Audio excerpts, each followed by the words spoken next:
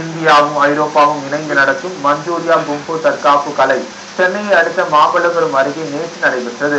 2 நாட்கள் நடைபெற்ற இந்த போட்டியில் 500க்கும் மேற்பட்ட வீரர்கள் வீராங்கனைகள் கலந்து கொண்டு தங்களது திறமைகளை வெளிப்படுத்தினர். இதில் பங்கு பெற்ற வீரர் வீராங்கனைகளுக்கு பரிசுகள் வழங்கப்பட்டன.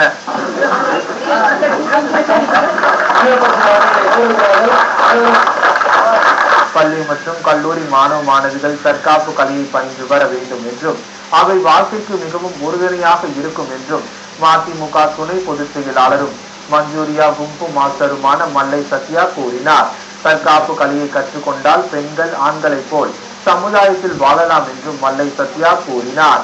தற்காப்பு கலையுடைய தாயகமான தமிழ்நாட்டில் இந்த வீர விளையாட்டு இன்றைக்கு இந்தியாவும் ஐரோப்பா கண்டமும் இணைந்து நடத்துகின்ற ஒரு மாபெரும் போட்டியாக நடந்து கொண்டு அதில் பல்வேறு வீரர்கள் கலந்து கொண்டு தங்களுடைய திறமைகளை காட்டி பரிசுகளை பெற்றுச் செல்வது என்பது மகிழ்ச்சிக்குரிய ஒன்றாக இருக்கிறது.